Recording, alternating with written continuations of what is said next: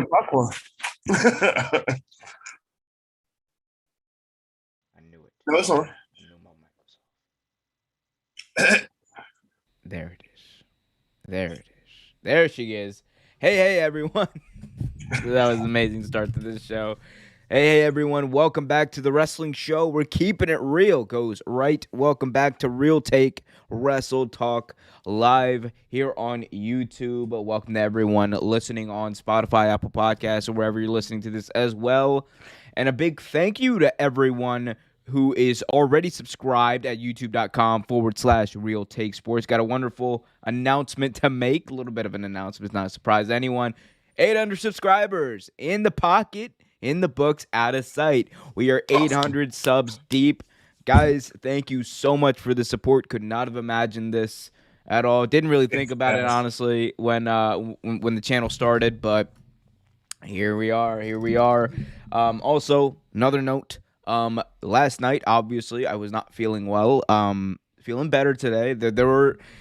It was kind of nice how there were people in the chat at the very end telling me to have a good night and be okay. That was nice, and someone actually messaged me on Twitter, which was very nice of them to do that.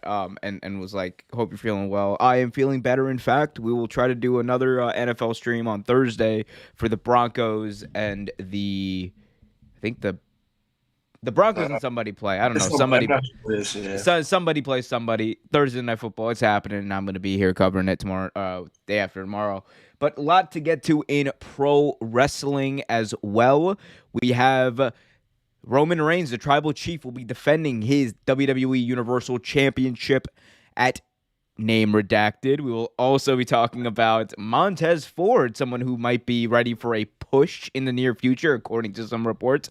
Also going to be talking about AEW beating WWE, Rampage beating SmackDown in a key demo later on in this show. Also going to be talking about future TV deals for a third-party wrestling promotion and many, many more things from this wonderful and always wacky world of professional wrestling. Hey, everyone, if you guys haven't already, please hit that like button, subscribe, and hit that notification bell so you get notified whenever a new video is released. And also, put your questions in the chat. We will answer them as we go through. Hello, Sophia. Hello, Brandon. Hello, MK Osborne, my newest and most favorite fan.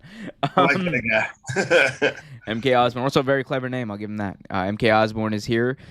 Trevor, let's start off, though, and talk about one of the most important things. What would that be? I don't know. You were supposed to take that over while I changed graphics, but apparently you can't handle that job. Anyway, let's talk about Montez Ford because he has sure been in the news, and this is someone who I've thought very highly of in the recent past, who I think very highly of currently. Fun times. So Montez Ford might be set for a push. Ford is highly regarded. Apparently backstage, he caught the eye of a lot of people backstage at WWE, especially with the efforts that him and Dawkins have been given recently. According to Give Me Sport, Ford was put in a spot by WWE officials as a form of a trial, quote unquote, kind of like a test run for him, and to see if he could go toe to toe with Roman Reigns. That took place mid-September. He had that match. He did very well in that match, and they loved what they saw. He passed the test with flying colors, and it was also been previously noted that WWE considered splitting up the Street Profits during the recent draft in order to begin Ford's single push, but then opted not to do so and noted that the door is still open to do that, obviously, at any time. But things are looking good for Montez Ford right now, and not only because he is currently the partner of Bianca Belair, but, the dude is also one hell of a wrestler, and he also had a great match with Roman Reigns. But what do you think about Montez Ford potentially having a singles push? I think it makes sense. We've talked about him on the show a couple times, more recently, maybe 2 weeks ago. But I think he's ready. I think he's ready for a push. I think he's actually very good at what he does. They had a great match with the Usos, And don't get me wrong, Dawkins is good too, and Dawkins shine. But We I love thought, the big Doc here. We love the big Doc. no, of course, we love Dawkins. I think Montez was the shining star in that match, and that's not taking anything away from either party because everyone in that ring was very talented. But I think Montez is a shining star that needs to be pushed more. Absolutely. This guy doesn't only have like main eventer written all over him. His guy is money just printed all over him. This guy is the total package. I think the only place that he might even show some weakness, and that's only because he hasn't really had the opportunity as a singles competitor to really do it, is the promo. He's got that down. He has the charisma already. It's just getting down that promo ability and that one-on-one feud. He's going to have it. Like, it just give him that experience. In the ring, there's no question. Montez Ford is money. This dude, I remember I was watching, they had a match, right? I forgot who they were wrestling at the previous pay-per-view at Extreme Rules, but I think it was the Usos for the tag team titles. They had that match. And Montez Ford is someone who just stood out to me because I had always paid attention to what he was doing. Always knew he was really good. That was like that and like the Roman Reigns match that he had in September. Those two kind of performances really stood out to me where I was like, oh, this guy's got another gear in him. And he's got and I like there's no really comp I can give him, honestly. There's no like comparison in my mind that's coming to mind right now, but all I know is I look at this guy and I see a really good wrestler who's got really impeccable timing, who I love to watch in the ring, who is entertaining to watch, can do all the high-flying stuff, is a good enough, ring psychologist, I think, and he'll get better, obviously, as he has more singles matches. But this is a guy who I think he's got the look, he's got the charisma, he's got the in-ring, everything. There's honestly no way this can fail. So I think that, having like the big Doc turning on him or whatever, whenever you want to do that, you can do that, or you can have them split up. Like the draft would have been a way to split them up, I think, and just kind of have a clean break. But I mean, it could be interesting to see what those two could do since they have that chemistry together. But I mean, Montez Ford, man, my gosh, he has definitely been a rising star. We already knew he was good, but a rising star as of late, for sure. Oh, absolutely. Like you said, I think the biggest flaw with him is his promo skills, but he's actually pretty solid at it. Like, he's not terrible at it, but like he hasn't really had to do that without playing on someone else. And it's much easier to do stuff like that too when you can play on someone else. But he has the charisma. He's there. And I honestly believe like you could sell a match with him in the Intercontinental Championship or him in the United States Championship. You could sell a match with that because it's easy. Him and the Intercontinental Champion, huh? Trevor, who is the Intercontinental Champion? I have no clue. I love how you were just openly and willing to admit that on a live podcast. I thought you would at least give a guess. Like, no, I have no idea. I'm not gonna be honest. I'm gonna be honest with you. It's King Nakamura. Okay. The artist formerly known as Shinsuke Nakamura, now King Nakamura, even though he didn't win King of the Ring. Last time I checked, I thought he was in a match with somebody, and I thought he actually lost it. So I don't know. Okay, fair enough. Who do you think though? How would you do this? Like, how do you think you would push Montez Ford though if you had like a little fantasy booking off the cuff here? Well, so like splitting them up or just pushing him in a match? No, just pushing him as a singles guy. You can split them up while you do that, but what do you think is the best way forward? Honestly, so here's my problem with those tournaments. Like, you could have pushed him, had a tournament or whatever, or something like that, a number one contender match, right? And maybe have him like make a feud with someone on the same level as him. Like maybe even Dawkins. Maybe have them as single competitors go into a singles like for a belt or number one contenders match, and have them both competing in the tournament. Let them both get to the final, and those are the two that they have to compete. and you can split them up that way, and that way it'd be more amicable. I can speak now. Okay, cool, and make it kind of, it won't be one of those typical, oh, so and so turned on this one and now they're beefing. It'd be, a little clean break. You know what I mean? Yeah, I like that. I like that. The way I was kind of thinking was, what's the best way to get, I think, the most people involved and over without oversaturating it? That's kind of the way I view like booking in general. Right. The way I would do this with Montez Ford, and again, it's just fantasy booking, I would have them bring up someone from NXT, and it can be honestly anyone. You would ideally want someone, like you would want someone in the same mold as Montez Ford who has the potential to be just as good, if not better. I don't, and off the cuff, I don't know who exactly that would be. NXT's changed a lot in the past few weeks that I have not been watching. Scott is actually on SmackDown now. Okay, there we go. So you could do it with him. So you have Dawkins turn on him and then say, I never needed you. I'm gonna go tag with a real tag team partner, and then, then he unites with Scott, and then you could have Montez Ford have like a tag team to kind of fend off, by himself, and and then still keeps Dawkins in the mix of things, and it helps get a younger guy over, and then at the end of the day, Montez Ford gets the shine from all of it because there's different elements of the feud. There's the whole this used to be my tag team partner type of feud, and then the whole new guy on the block, the whole are you good enough to do this by yourself aspects, like so many different aspects of it, and that's how I would personally handle it. I mean, it's a trope that has been used before, but it's also a trope that works pretty well. You know what I mean? That one has worked. It worked well. It worked well for Shawn Michaels. It worked well for Bret Hart. It's worked well for a lot of different people. Didn't work so well for Marty Jannetty and Jim the Anvil Neidhart, did it? I mean, no. But we're talking about Marty Jannetty still can't walk. I'm so sorry, Marty Jannetty. I'm so sorry. Marty. We love you.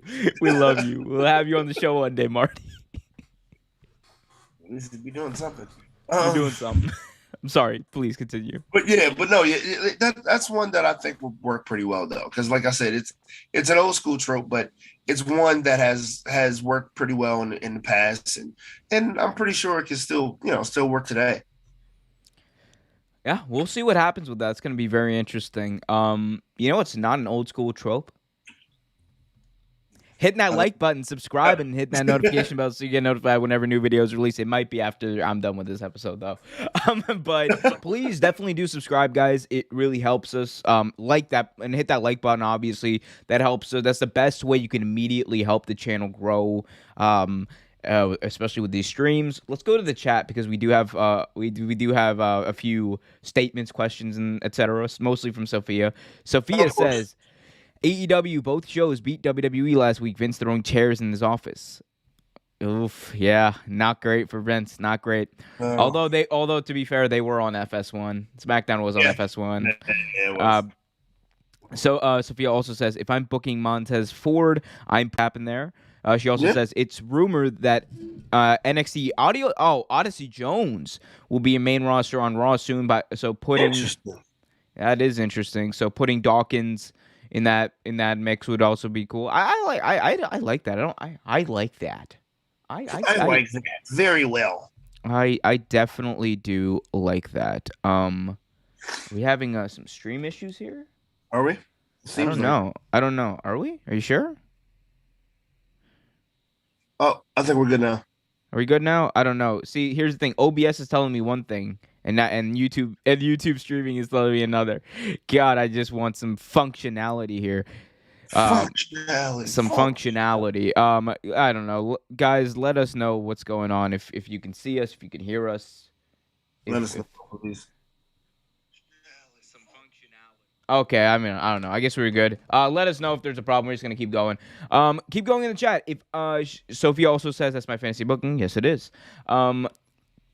Continuing on with that, we have MK Osborne. I don't know about much about modern WWE, but I'm enjoying the discussion. And There thank you you go. so much for that, buddy.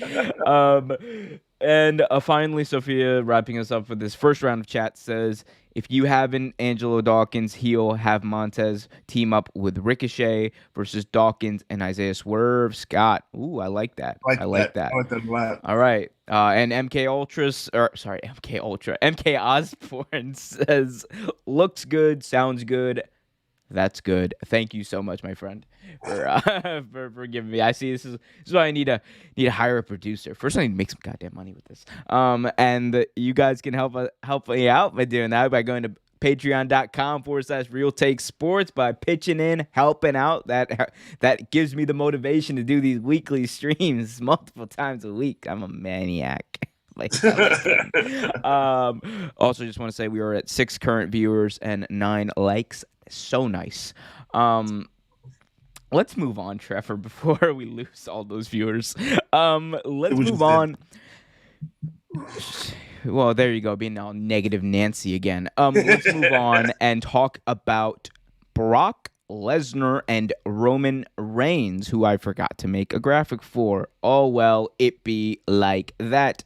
Anyway, so it be like that. It really do be like that. Anyway, so Trevor, this is interesting.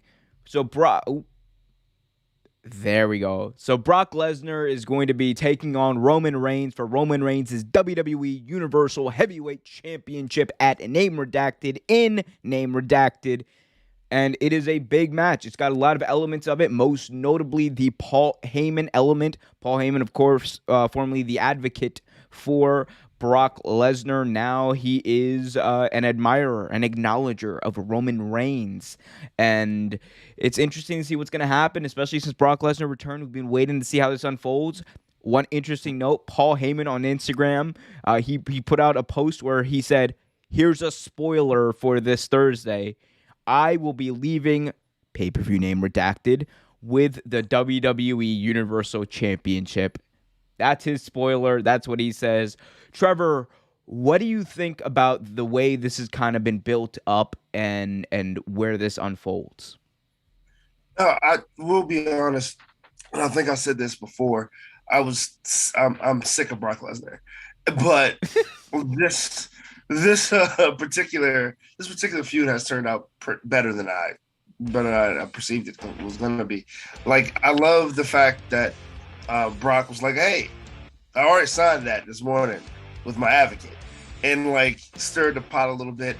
Like, the whole thing is turning out to be pretty much a pissing contest, and it's fun. It's been fun to watch so far, but I would be a little pissed if they let Brock win this match in name redacted and get the belt.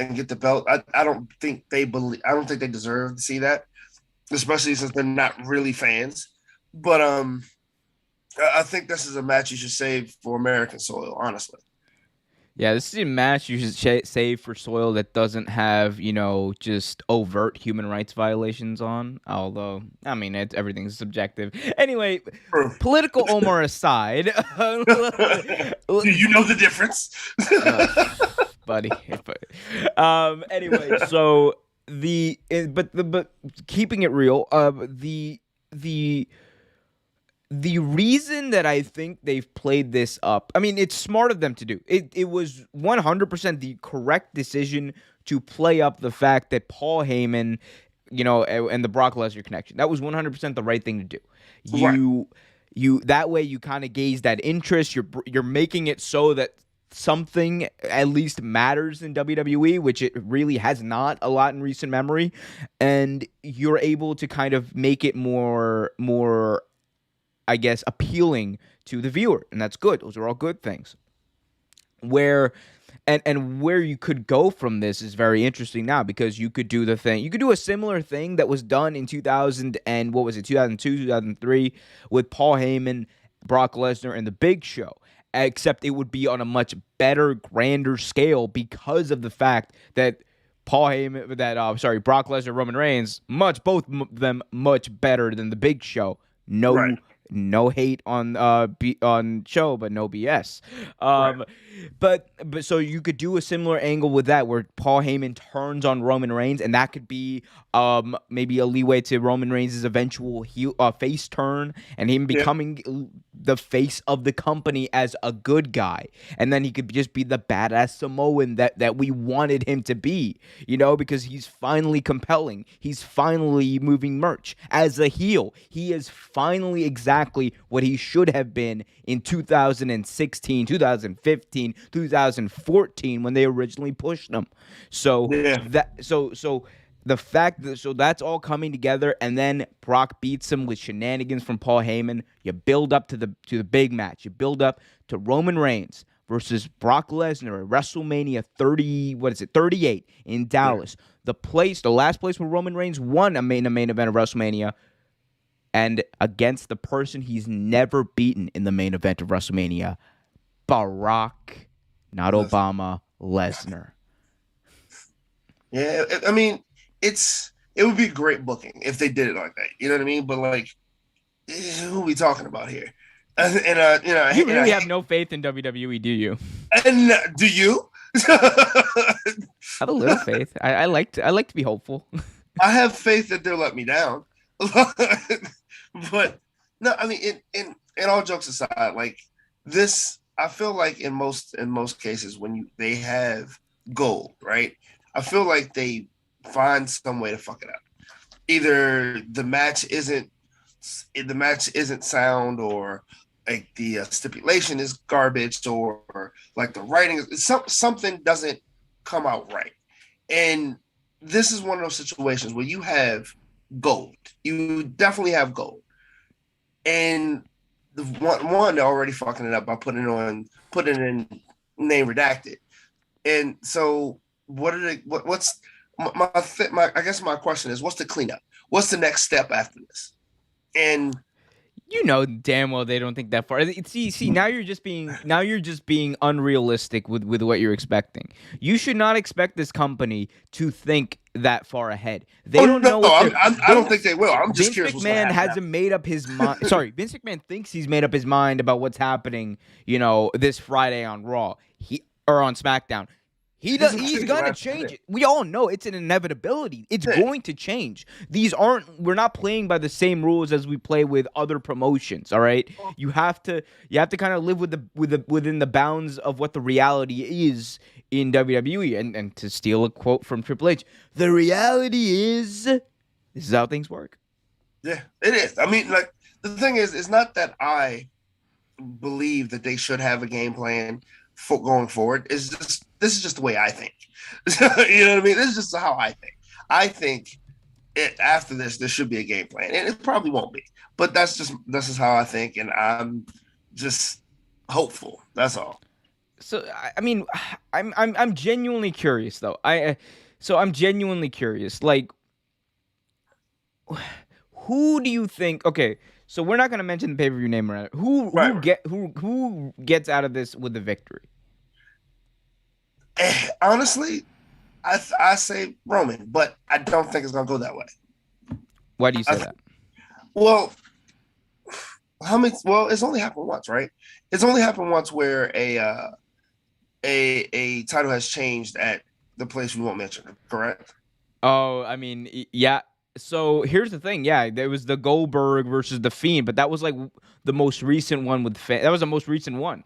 That's right. The thing. So it could just be a thing where it just happens, and this Saudi blood money, baby. The Saudi blood money. Yeah, exactly. So I mean, you don't know. It could happen. I mean, it definitely could, but I don't know. I would say Roman, but I honestly believe that is a good possibility that Brock wins this.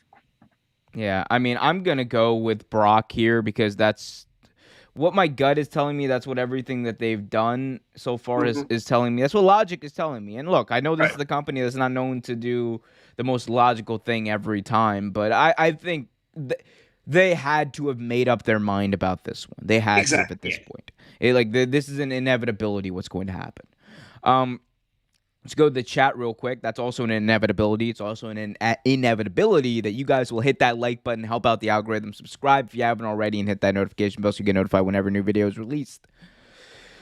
Let's go to the chat. Sophia says, I think Roman Reigns will take the belt after Brock from Reigns. Nani? He will have a new prospect to take out Reigns. Oh, okay. So there'll be like a new prospect to take out Reigns. Okay, cool. Gotcha. Like a new person comes in. Okay, that's interesting. Bringing in Ridge Holland as Brock Lesnar prospector would be a great way to get Holland in Vince's next favorite wrestler. I don't see Holland. I would see someone like a Von Wagner or Braun Breaker. Yeah. Or maybe a Gable Steve. I don't see that. MK Osborne says, be great if he turned on both and brought out someone else. Trevor, I'm gonna ask you this one though. Who could he bring out though? Who could that be? Who could that be? Who you talking about? Paul Heyman, or you talking about? Yeah, if Paul Heyman brings out like a new prospect, who could it be? You got any ideas? I got an idea. Who else but Saudi Hogan making his real take return? Brother. Nope.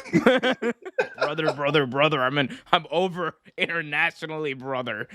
Everywhere except where they care about people, brother. I'm over, brother. Good to see you back, Saudi Hogan. Good to see Saudi Hogan back. No, actually not good. Go away. Go away, Saudi Hogan. Go away. No one likes you. Boo. Boo! Just like you got booed at WrestleMania. By the way, that video finally hit 1,000 views. Awesome. Yes.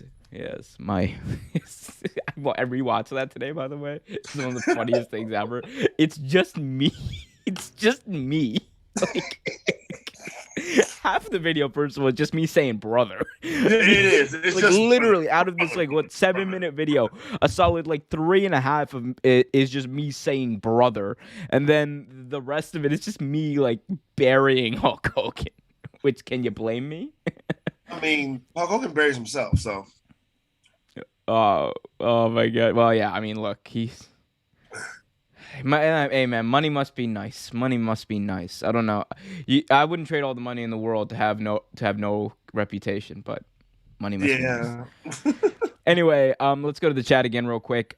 Be great. Okay, so MK Osborne says boo. Yes, boo Hulk Hogan. Sophia also says, what you gonna do when Roman Mania runs wild? If Roman Reigns puts on a Saudi do-rag, that would be awesome. And does the whole Hogan. Wait, just imagine that. Imagine if they just give him Hulk Hogan's gimmick. It's just nothing. I love Sophia. She's my favorite person right now. That would be so good. That would be that would be so bad that it would be amazing. That is. I like that. Book it, brother. Great. in Saudi Arabia, only in Saudi Arabia, where canon doesn't matter.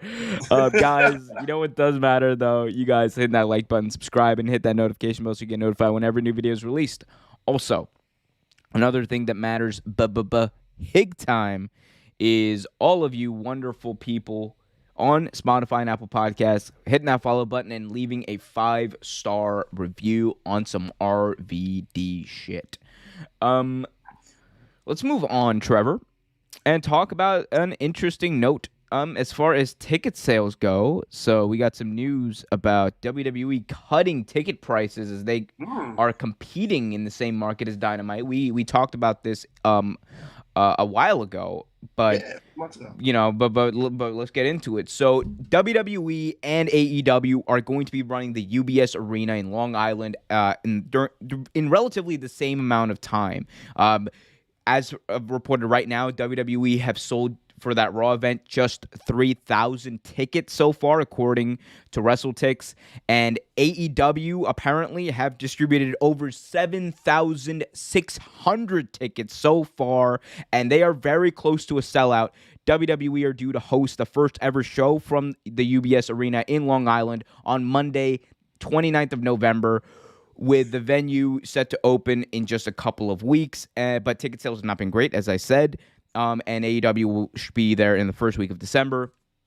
The promotion have already announced the Universal Champion Roman Reigns is going to be there. They've tried to build this up. It's not really helping. And it's also noted that WWE's prices have almost been cut in half. Upper deck seating was previously marked at $30, and it is now $15. Hell, you and I probably could make a trip up there in the night for $15. But what's your reaction to this news, and what does this signal as far as WWE and AEW? Like, does it signal that AEW is probably the hotter ticket right now? It's concerning. It is concerning. It's just a wrestling fan in general. It's concerning. I mean, like you said, we talked about this months ago. It's one of those things where, WWE's been around so long and they still have these loyal fans, whether or not the product is A1, they still have these loyal fans. And I've worked at arenas where I've seen these guys come out in droves, and it's interesting and concerning to see that their ticket prices have been cut like that with the spike of pro wrestling. And like we've talked about weeks on end, pro wrestling is in a great place right now. I mean, maybe WWE as a company is not in a great place like that right now, but as a whole, pro wrestling is good, is on its way up, higher than it's been. And like and to me, it is a shine. It is a showing that AEW is probably the hotter ticket, because I guess it's what AEW does differently, right? Like it's about the old saying goes, "What have you done for me lately?" And AEW has done leaps and bounds more. Great storytelling, great prospects, great stars, great free shows that are pay-per-view level. They've done a lot to bring the average fan, moseying over and try to keep their attention. And I think that's pretty much what it is. I think that's a big part of what it is what have you done for me lately? And WWE hasn't done what AEW has. I mean, yeah, I think in the same mold, but I think, so here's the thing.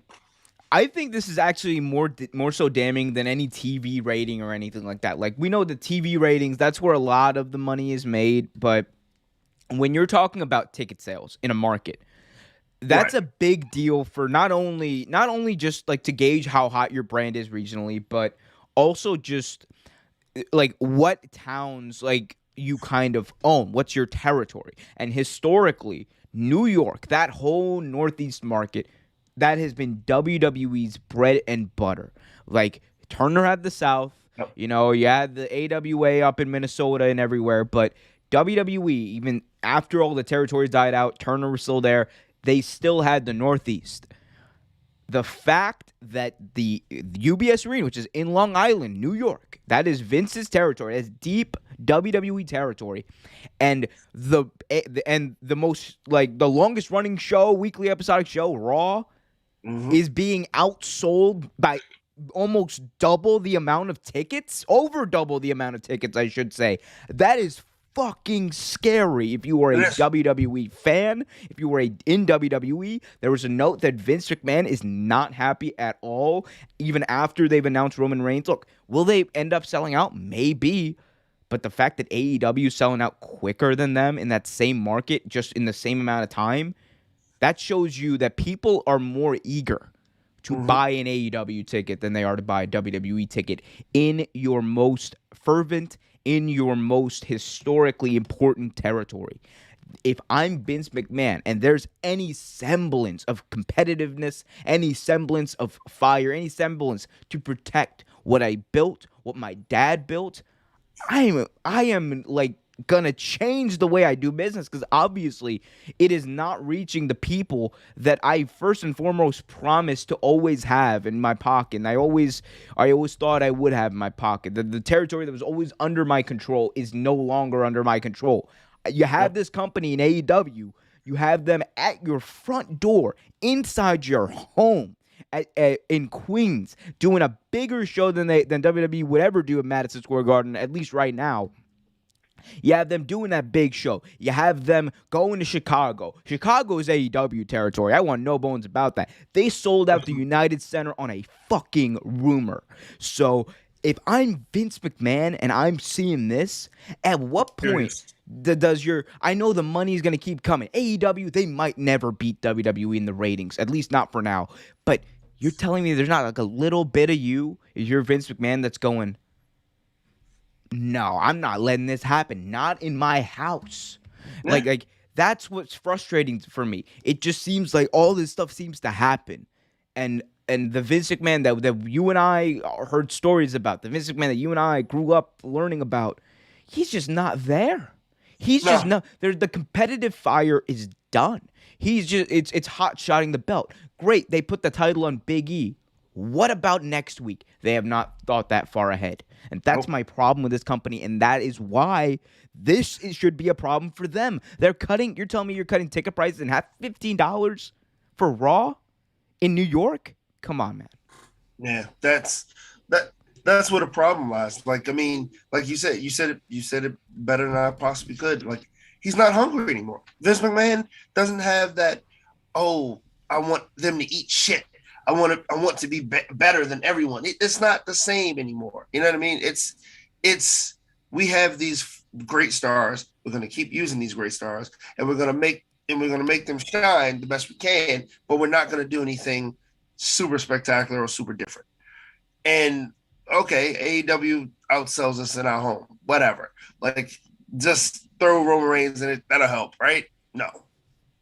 It's putting a Band-Aid on an old wound and expecting it to heal. It's not going to happen.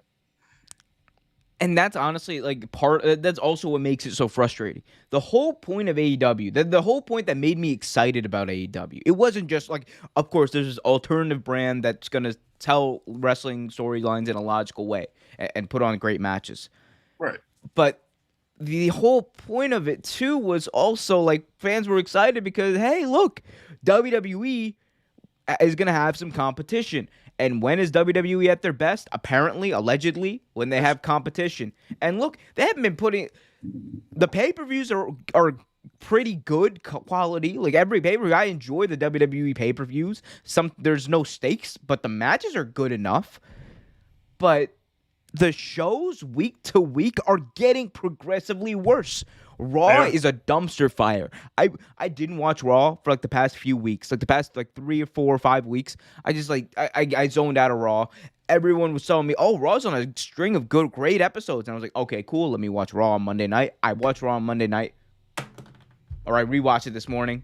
Boom. It was like one of the worst Raws I've literally ever seen. It's like actually terrible. But they've just been putting together the string of terrible shows as AEW gets better. SmackDown is getting worse. Which is one of the bright spots of WWE. SmackDown is getting worse. I don't even know what to think of NXT 2.0 right now. I still don't know what to think of it. It just seems like the exact opposite is happening. Yes, you have Roman Reigns, who is the Universal Champion, who is a great thing. Outside of that, what do you have? You have a half-assed Big E WWE title run, which, again, I love Big E. I'm glad he's got the belt. But what's the story? Exactly. And what's happens next week? It's not like, see, that's, again, it's not thinking that far ahead. And that's what bothers me. And that's why WWE should be freaking worried, because as AEW gets better and better and better and puts on these amazing shows, Minoru Suzuki versus Bryan Danielson on free YouTube. Yeah. And what do you have? You have Shorty G and Otis? No. Trevor, no. No, not at all. No, absolutely not. but that's why I feel like he's just not, like you said, he's not trying anymore. He's just not trying. That fire is not there anymore. Like, you're really allowing another company to show absolutely fantastic matches on free TV, and you're showing what Drew McIntyre fight someone for the 87th time, or what are you fighting? You showing Becky Lynch's very interesting storyline you have her going through right now? Like, what are you doing? If I told you like 3 years ago that the independent scene and the Japanese wrestling scene had coalesced, and the Mexican wrestling scene had coalesced around one major wrestling promotion, and it wasn't WWE, you'd have told me I was crazy. Yeah, and I still think it's crazy. It's literally what AEW's done, and WWE just again, their own bubble. They're putting out good stars. They have a lot of potential. Here's you know what my thing is? WWE, for as many resources, money, and talent they have, they should have the best wrestling product in the entire world. It should be 10,000 AEWs. It should be 10,000 AEWs is what WWE should be. But they're not even close. It's like I put out a tweet this week and I said that AEW is the best North American wrestling promotion, and it's not even close. That's because it's true. It's true.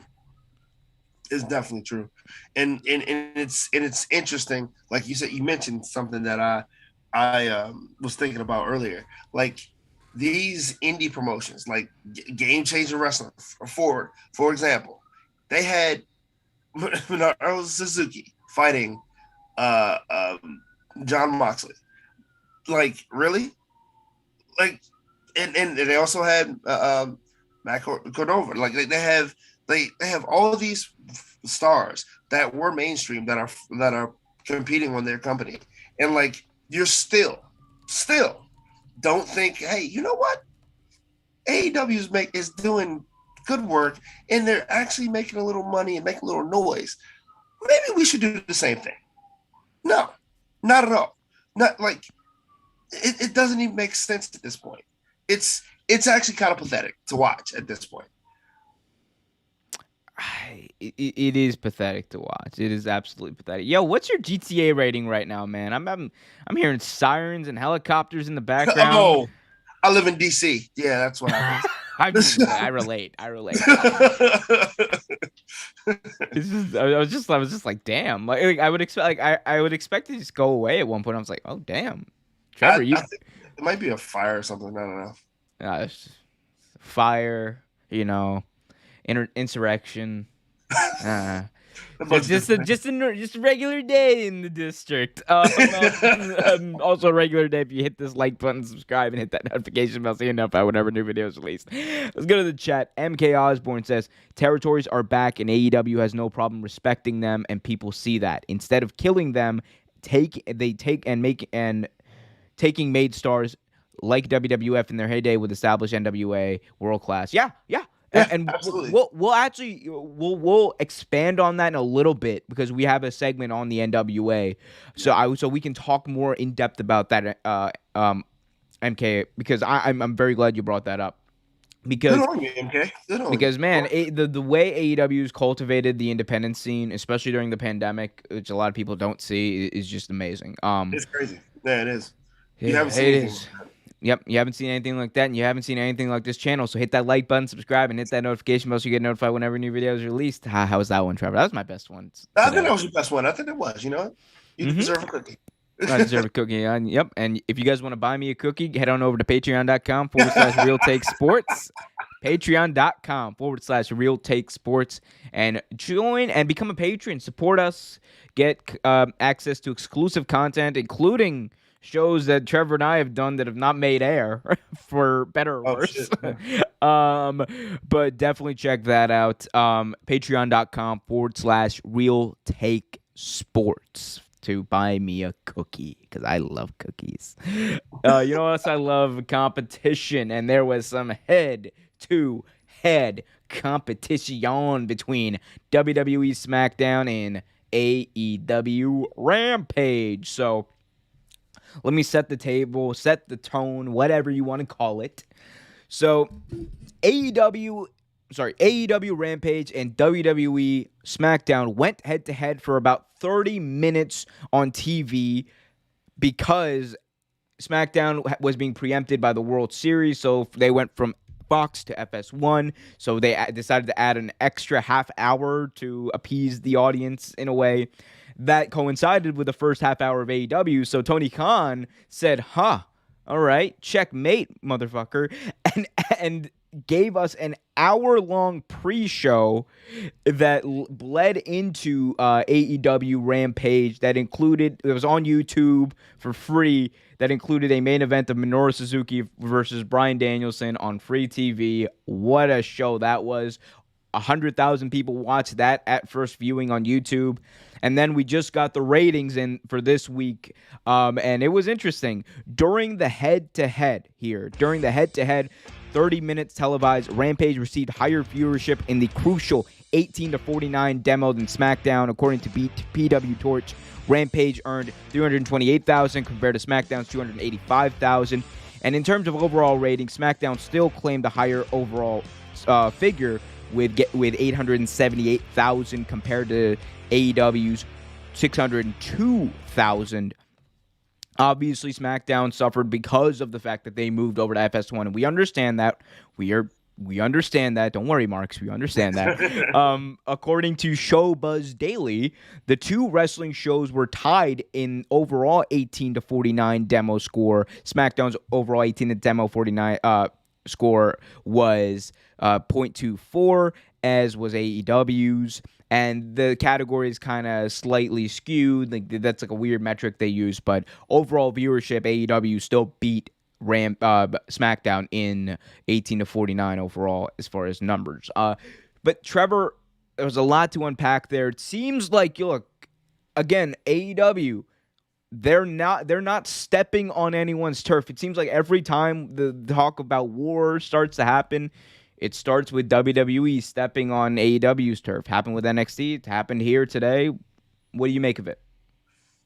I mean, on one hand, you're like, oh, great competition. You know, this is fun. This happened once before.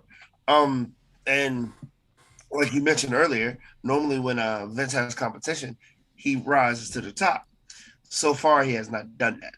So it could be a tactic that they're doing, like where, you know, they're stepping on his toes to try to, you know, take away airtime because they know that they're a viable threat.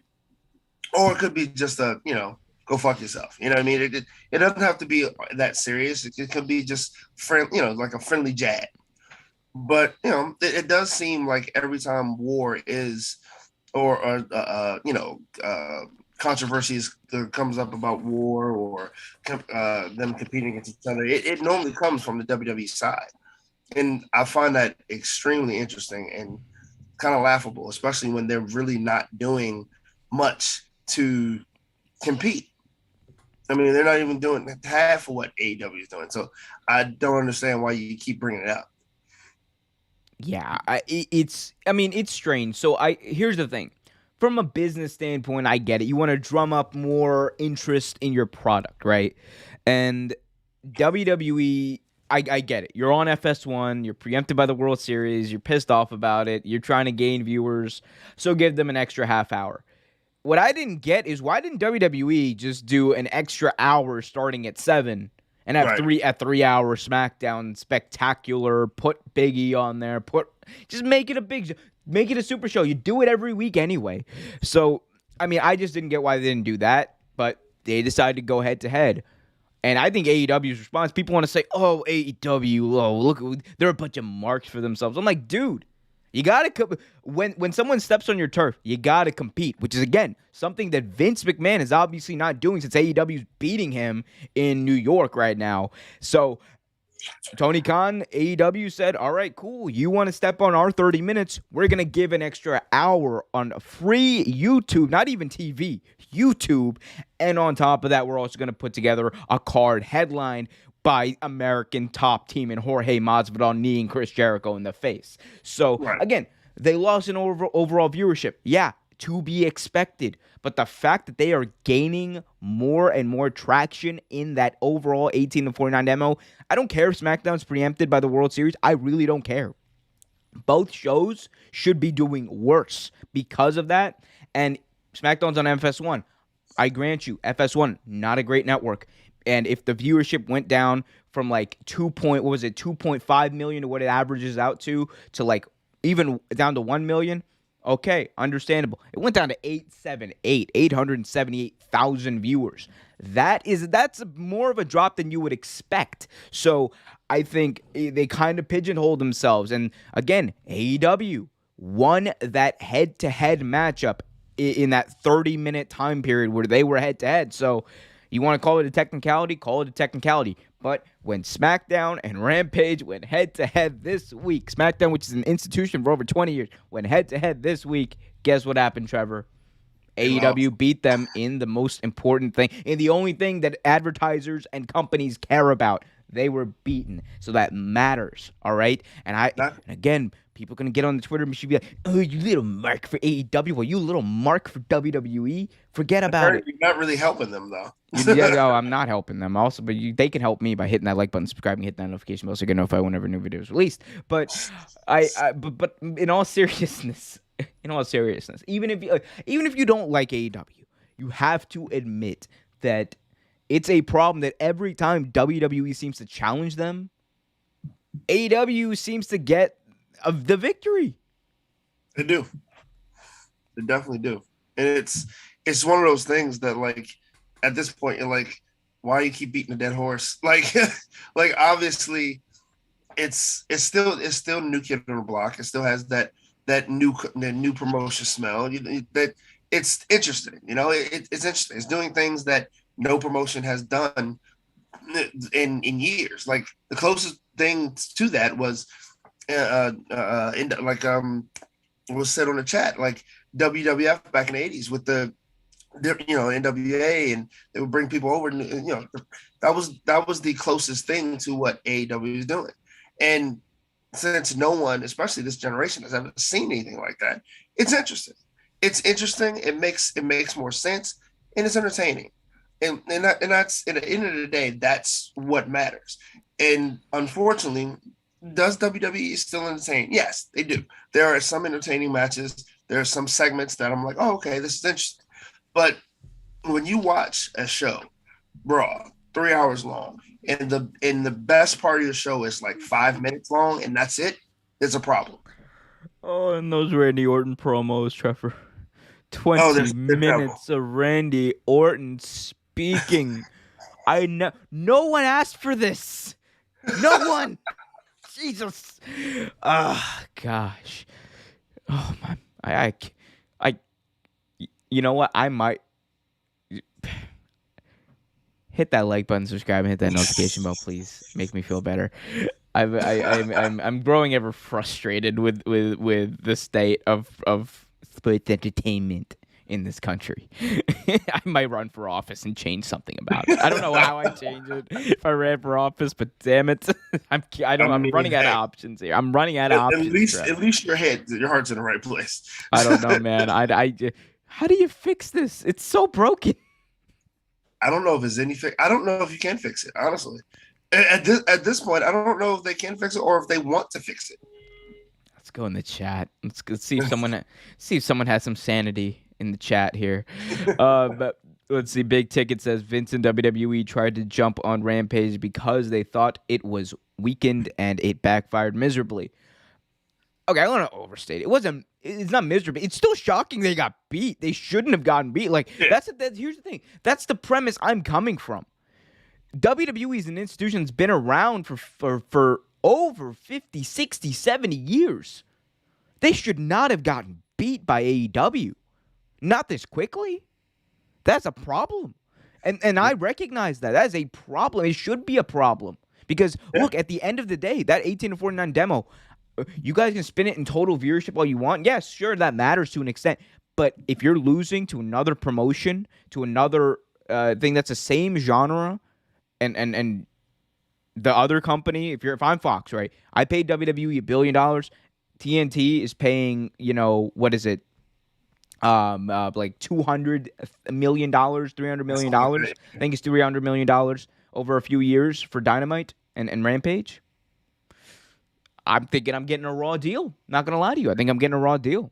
And it's not that simple, right? But it's very similar to that effect, I think. So so yeah, you know what? I wouldn't say miserably, but it backfired for sure.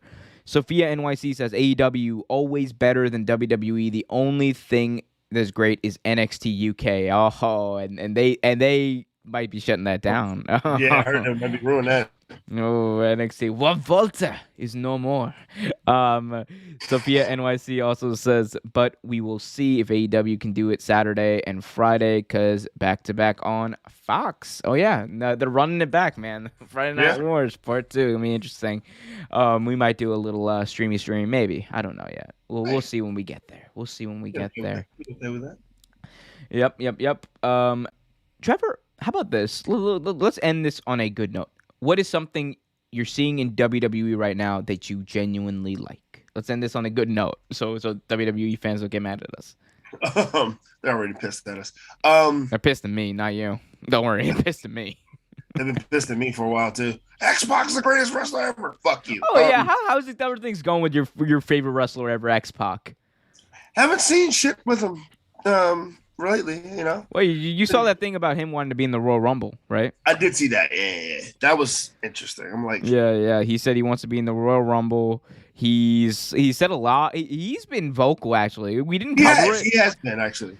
But he's been vocal for a while, and he says he wants to have a match with who was it? There's some guy from NXT. I think I forget the name. I forgot who it was. It was actually a decent wrestler too. No, who was it? It was fucking it was Santos Escobar. He wants the main event of pay-per-view with Santos Escobar. That's right. Which I'm just like, no, you don't. No one asked for this. No one asked for. Just stick to your podcast, buddy. Stick to your podcast. No one asked for a botched match by X-Pac. But what was I gonna say? Oh, good thing WWE. Honestly, what's going on with Reigns and Brock Lesnar? It's been entertaining. It has been a lot of fun to watch. It's been what the hell? It's been a lot of Roll Tide. It's LaCroix. I know it is. But yeah, it's been fun. It's been fun to watch. Other than that, NXT is getting Run breaker. I would break your bones. Braun Breaker. He should have to. If you're gonna call him Braun Breaker, have him wrestle in that ridiculous outfit. Have him go full on Arnie with it. I am Braun Breaker, and I will break your bones. Make him sound completely terrible. Oh yeah, fucking. I am Von Wagner. Yeah, Von Wagner should come out, and you know who his valet should be, who his manager should be. Who? It should be Alex Wright, Das Wunderkind from WCW, man. Like, dude, I love. I just want more. I just want more. Alex Wright was great. It is NXT is turning into like a sideshow of a sideshow in sports entertainment, and I just want to go full force with it. I will watch NXT if it just becomes ridiculous. If forget being development, no. I want it to be like. No, trust me. Like the Dexter Loomis stuff is already ridiculous. Like, oh yeah, I'm not gonna lie. I popped for the whole like condom spot, but I popped for that. But I will say this as well. I forget being developmental. Just have him go out there every week and just be like, just make it comedy. Just make it like ridiculous, cheap, camp comedy. I love that. I mean, if you're gonna be terrible in great fashion. Braun Break, I will break your bones. And then I will break the ratings. Then we will have the Wednesday Night Wars Part 2. We'll break the AEW. And then Miro comes out. I will redeem you. It's like, oh no, break a scared. No. Break a scared. I just want to break, not redeem. Break. Terrible. I love Miro. I love Miro. He's just like. He got a promo last week. Yeah, he did. He's like, I will redeem you, and then I will get redeemed in my nuts, in my life. It was like, whoa, I love you. I hope Lana never steps a foot in AEW. No, please not. Just no. I hope like she's on a different television show doing her thing and all that, and they just keep on making references to her, and then like the other company, like they reference like I want it to be. I want wrestling to have a canon. like I am all about that, man. I'm all about that. Hit that like button, subscribe if you haven't already for daily videos, and hit that notification bell so you get notified whenever new videos released. Also, buy me a cookie. Patreon.com/Real Take Sports. Let's go to the chat very quickly before we move on. Sophia NYC says, Umar always gets blamed. Yes, I do. Sophia also says, Santos Escobar should have joined his best friend Andrade in AEW. That would have been fun. Yeah, it would have been fun, but I don't see it. I'm not liking what I'm necessarily liking what I'm seeing out of Andrade. Me either, honestly. Maybe it's just. I mean, look, I'm okay. I'm not hating it. I'm just like, I'm indifferent to it. Maybe that's it. It's my one nitpick of AEW. I have to nitpick to find flaws. Well, no, actually, no. The women's division still a problem. MK Osborne says, like I said, the people know who killed wrestling, and nobody in this day and age is going to let it happen again because they tasted the results and it didn't like it. Yeah.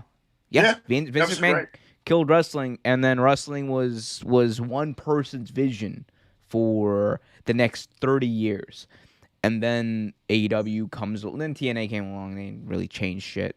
But AEW comes along, and things seem to be changing, and multiple visions, multiple creative narratives seem to be at the forefront. And thing is, there's so much to watch, you're not going to be disappointed by everything. Although, then again, there are fans who hate everything, so I don't know what to do. True. There's no pleasing those bastards.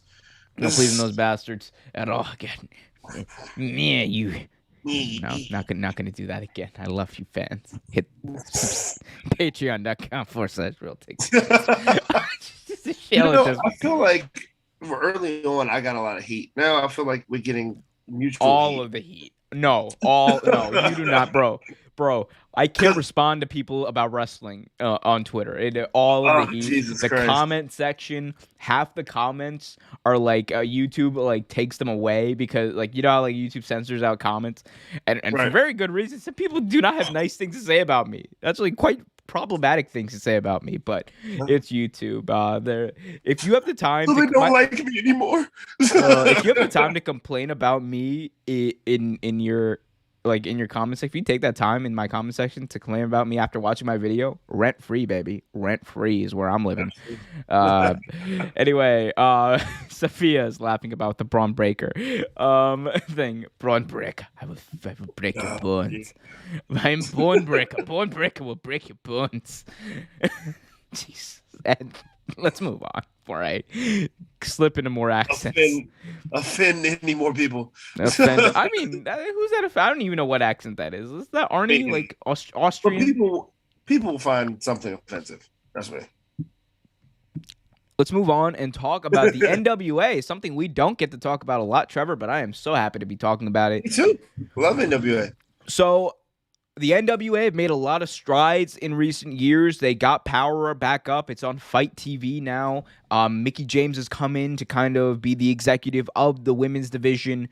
Trevor Murdoch is the NWA World Champion, and he had some interesting things to say when he was talking about a potential NWA TV deal. He says, quote, 5 years, the NWA will be for sure on a major television network. As for me, I see myself at the very least a 2-time NWA champion.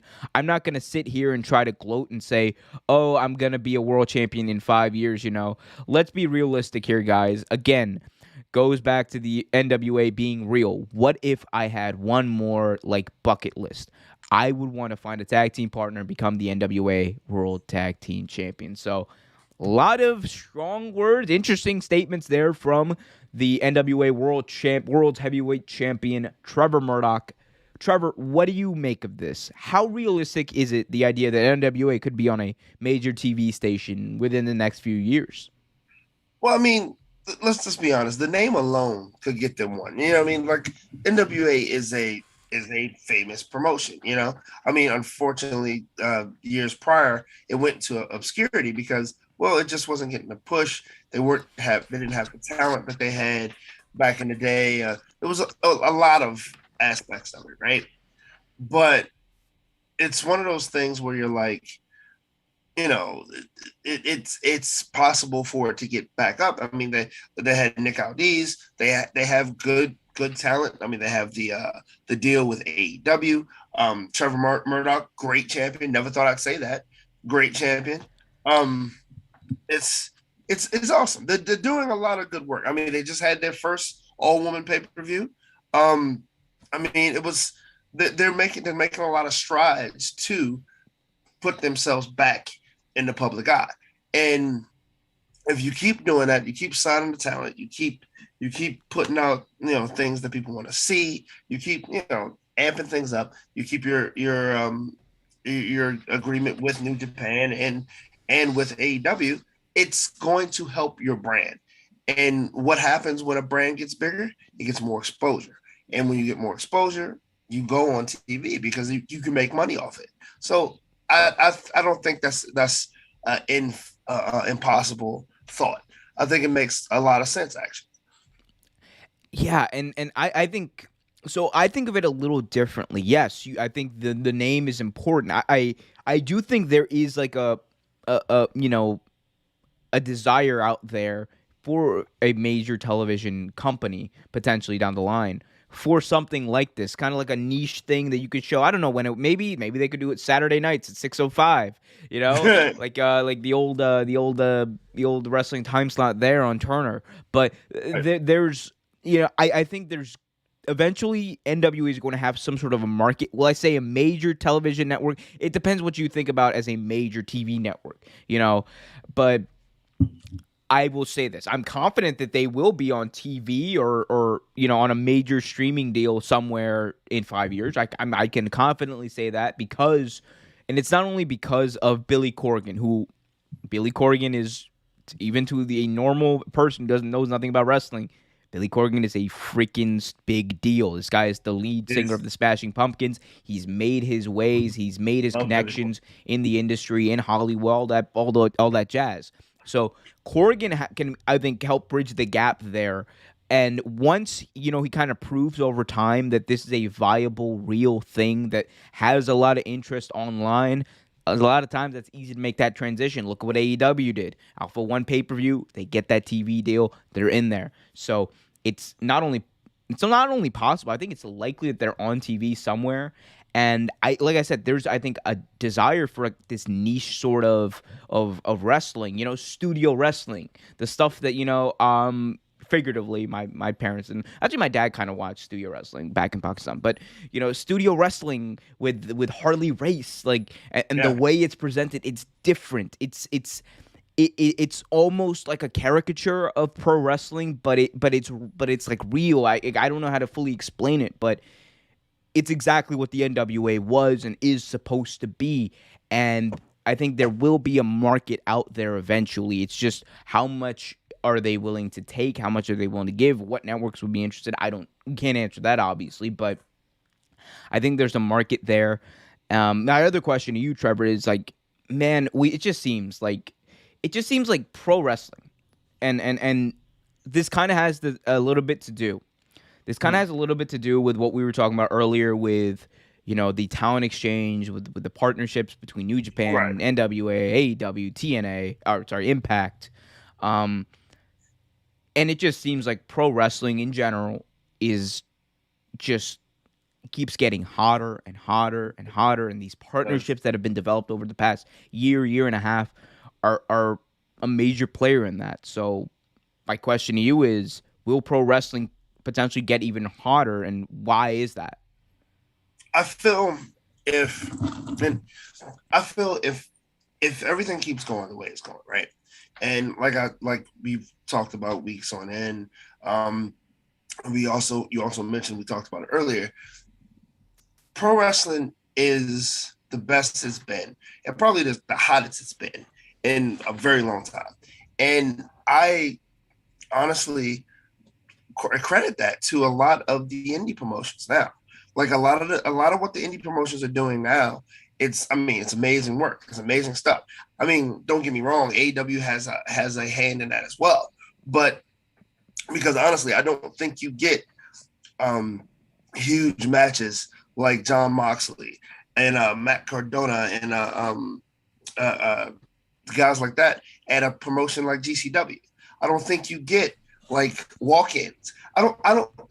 Before AEW, you don't see Nick Gage performing for a live crowd in front of for a real promotion like that. You don't see that.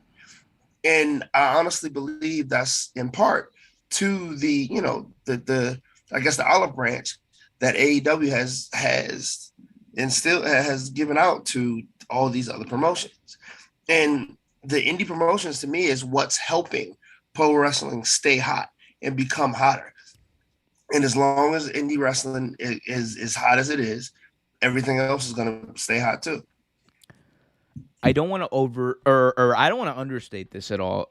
I think the talent exchange that we've seen over the past year with AEW, Impact, and all these and New Japan, all these different companies, has been the most important thing that nobody is talking about really in pro wrestling. And I mean, it's been one of the most underlooked things. I think people don't realize how big of a deal this really is, because for the longest time, pro wrestling, the culture of pro wrestling, which has kind of been built by WWE and Vince McMahon through what he did when he basically just rooted out all the territories. The culture has been survive, like kind of like Taz, survive if you can, or if I let you, all that jazz. Like it's been survival of the fittest, and kind of trying to find your niche within WWE's world. And it just seems like all of these companies, by working together, have created a true alternative that lives outside of the WWE universe or territory, whatever. They're able to stand together on the same plane, which never was really possible before. And I think people understate how much of a big deal it is, because you're seeing all these companies thrive together. NWA is bigger now because of AEW and their partnership. AEW is getting international recognition because of their partnership with New Japan and AAA. You have Impact. Minoru Suzuki is going to be in Impact Wrestling coming up over the next month. Who would have thought this? And it's all happening. All these things are happening so fast. The Forbidden Door has been shut down. They built a whole commune, and a wrestling commune. That's what we should call it, because that's what it is. And you can credit a lot of people with it. You can credit, Scott D'Amore of Impact for really agreeing to that partnership. You can credit New Japan for opening that partnership as well. But at the end of the day, all of these roads lead to one place, and it's to the desk, the phone, the whatever of Tony Khan. And he won't, and people won't give him credit for it. People will say he's a mark for himself. People will say he gets too excited, and while that might be true, you can't hate on this. You can't deny this. Tony Khan, by doing this, has not only shown that there's the possibility for good faith cooperation in the wrestling industry, but he's shown that there's room for growth for more than one or two promotions. There's room for growth. There's room for niches. There's room for to see these dream matches in these different realms, to have GCW and AEW interact, to have New Japan and AEW, New Japan, GCW, Impact and New Japan, which he's not even really gaining anything from that. Oh, but that's an offshoot, but at the end of the day, it's exciting. It gets eyes on these different products that people weren't really watching before, and it's great. So he gets a lot of flack, and on a certain level, we'll talk about in a second, I get it. But man, all of that, plus the fact that when the indie scene was dead during COVID and people were not getting paid, Tony Khan literally created another show. He created another show in Dark Elevation. He added more things to Dark. He helped cultivate and keep a bit of the wrestling community alive and people fed and all that kind of stuff. So there would be a little bit of that generation of stars. So there would be a Daniel Garcia and Dante Martin and other people who have kind of come up over the past year during the pandemic era. So. He'll get shit for it. I'll get shit for it. I don't care. But Tony Khan is a breath of fresh air to the wrestling world.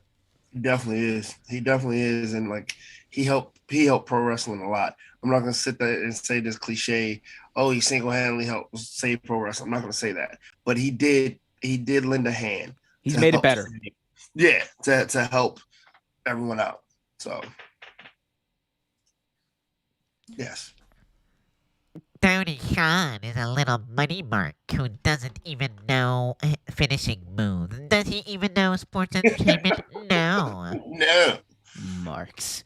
Marks. Jeez, I love you, I'm Marks. mad all your marks sound like nerds off of our cartoons. Bray Wyatt should have been the lead of the Nexus.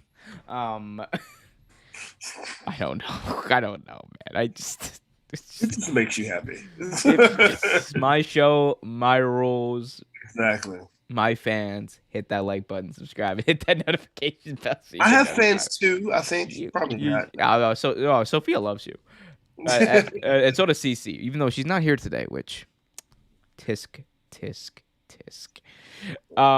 Anyway, let's go to the chat real quick. And talk with MK, who has some insight.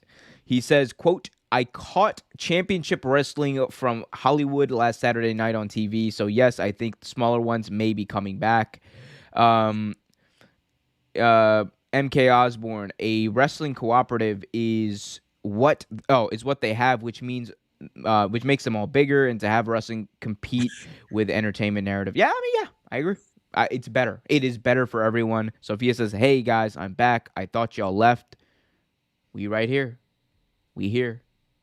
We're here. And we're going to steer right into our next topic. And Trevor, this is an interesting one. Eric Bischoff. Oh, yeah. I read about this. Your boy, Eric Bischoff was, the sun's out. Guns out, baby. Shooting on Tony Khan this week. It was... Pew, pew, pew, pew, pew, pew. It was not. He's going right for the jugular too. We'll talk about Leo Rush in just a second, but man, Tony Khan, he got by Eric Bischoff. So Eric Bischoff called out Tony Khan for basically being a mark. And this is my interpretation of his words. He said about Khan, and Khan's been active very much so on Twitter to kind of give context. He's been active on Twitter. He's been calling out WWE a lot, especially after WWE kind of, stepped on the 30 minutes of Rampage last week. He's been tweeting the numbers, retweeting the numbers of them beating them. He's been really hyping it up. And look, one could say he's a hype man, and he's hyping up his product, which is good. Eric Bischoff would disagree. He said this on his podcast, quote, if Tony Khan were to call me and ask for advice, here's what it would be. Shut up and wrestle, dude. Just put out the best product you can. You've proven you can. Focus on that. Now this is weird coming from me, right? The guy who challenged Vince McMahon, the guy who gave away their finishes. But here's the difference. I was actually competing with them. I was going head to head. Real head to head. Like my show started at the same time their show started every week. Bischoff went on to say, and another thing. Tony comes out and says, we're at the 1996 stage of WCW and not going to make the same mistakes. He says, Tony, you're inventing some of the mistakes, brother, by coming out there and constantly comparing yourself and deriding your competition, but not having the willingness, I almost said balls, the willingness to say, okay, let's go head to head. Let's really compete. Let's see who can get whose market share. That's real competition. So I'm a little disappointed in the rhetoric I'm hearing out of Tony, as well as some of the talent. Here's the kicker. Man, shut the fuck up until you actually competing, and you're actually competing favorably, by the way. Pew, pew, pew! Eric Bischoff shooting at Tony Khan. Trevor, what are your reactions to Eric's comments, and are they fair or foul? And I think he said it best. Like, I'm the guy who let results go through. Like, I mean, truthfully, it was a different time. They were competing. They were. But I still don't, that still doesn't change the fact that what he did was kind of asshole move. You know what I mean? Like, I think he's getting on Tony for no reason at this point. Partially, it has some of what he said has some substance, but for the most part, it's not holding water. I honestly believe Tony at this point is, and this is who Tony Khan is. Tony Khan has been this way since day one. Tony Khan likes to poke the bear. He likes to have fun. He likes to say things. Like, that's what Tony does. He has fun.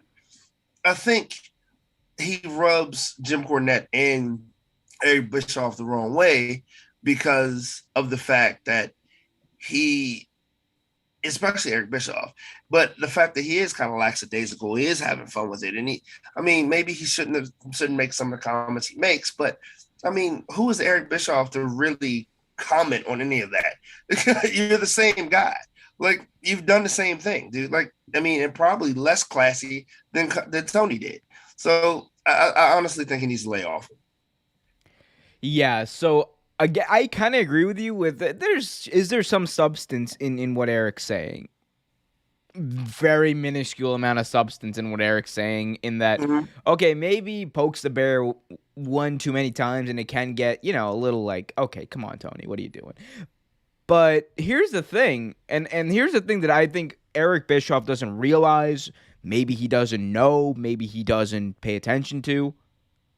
Right. Wrestling fans care about this shit, for better or worse. A lot of times it's worse, but wrestling fans care about it. They care about ratings. They love the drama. They love the showmanship. And that is what wrestling is at its core. It is showmanship. And that is what Tony Khan understands. He's got his finger on the pulse of his fan base, especially the fan base that spends money. You want to keep that fan base keep coming back to TV. You want to keep them buying tickets. You want to keep them buying merch.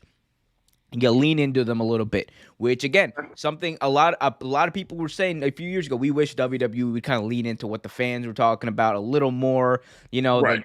The bump, like, oh, give me a break, like, but to say that, come on, to say that Tony Khan doesn't have the balls to go head to head with WWE, yeah, dude, it's a startup wrestling company, yeah. You're telling me a startup wrestling company that was built for a television with only build up to internet, like with only internet build up, was going to go head to head, and that was a good idea? No, he's smarter than that. Tony Khan's smarter than that. He's creating his own time slot on his own basis.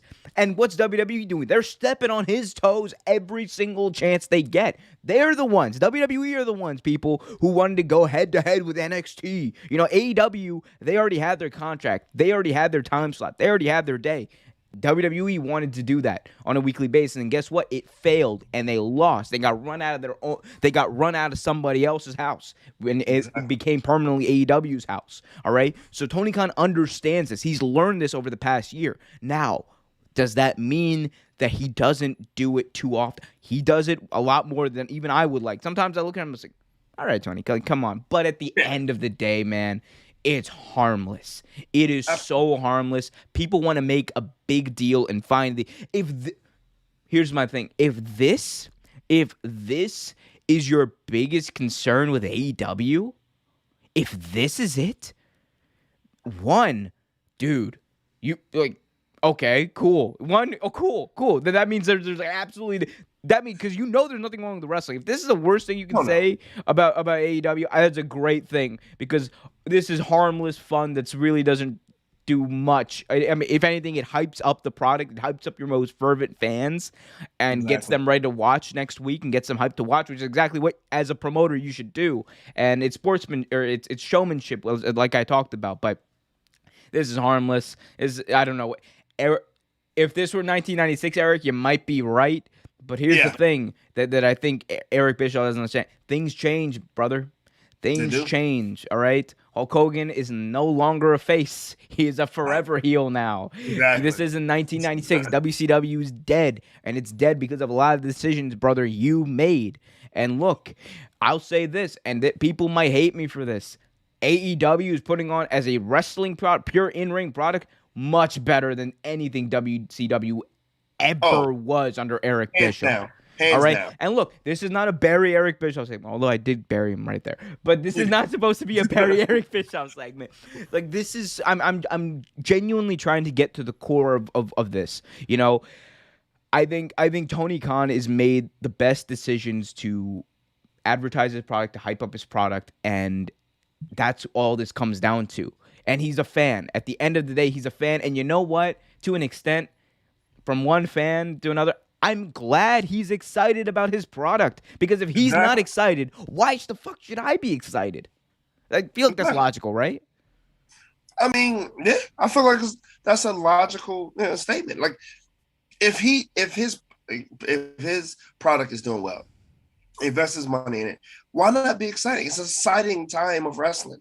Like, and he and his promotion are part of the catalyst. They're helping.